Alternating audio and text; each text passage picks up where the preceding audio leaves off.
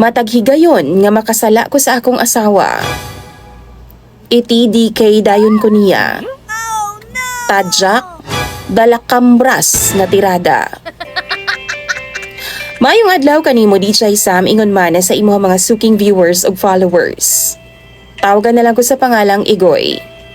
28 anyos ko DJ Sam ug nagpuyo dinhi sa North Cotabato. Dinhi lang sa Mindanao.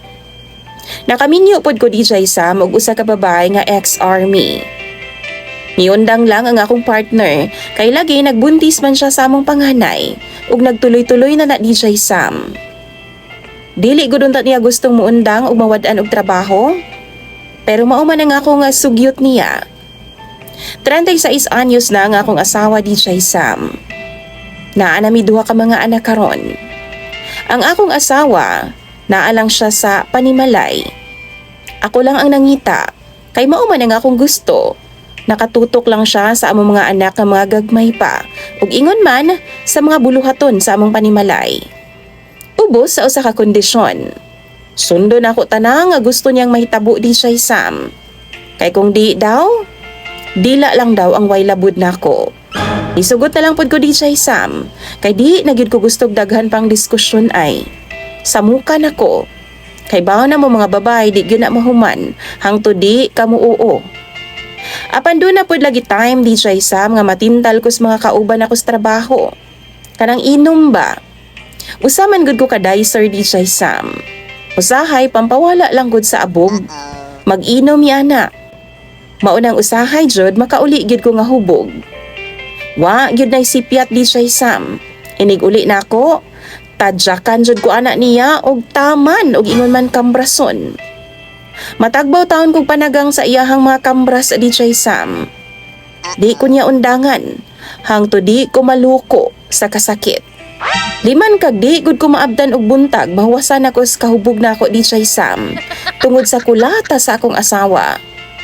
Human ana, dito dayon ko niya patulgon sa gawas ilawom sa among abuhan.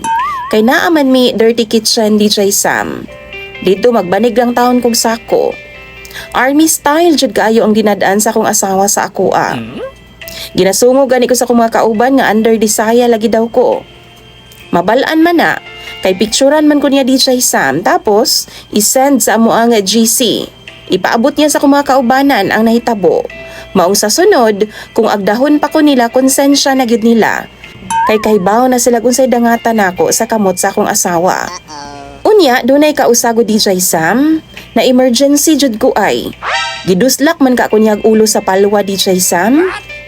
Hubog ko ato nga time, ug maayog yung pagkaduot sa akong kuto-kuto sa ulo sa palwa. Nawad-an gud kog malay sa kasakit.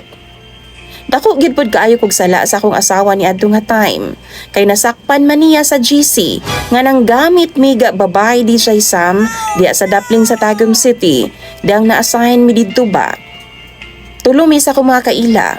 Kay baw mo tungod sa nahitabo, tulo ka adlaw pod kong nag-star sa hospital DJ Sam. Unya, ang akong problema pa jud karon. Nabuntisan ako ang akong kauban DJ Sam sa trabaho. Wa gid mi relasyon niya ha. Dili gid ko anang uyab-uyab DJ Sam. Kay kadto nga time nahubog ra gid ming duha. Nag-outing man gud mi nga mga kaubanan sa trabaho DJ Sam sa beach.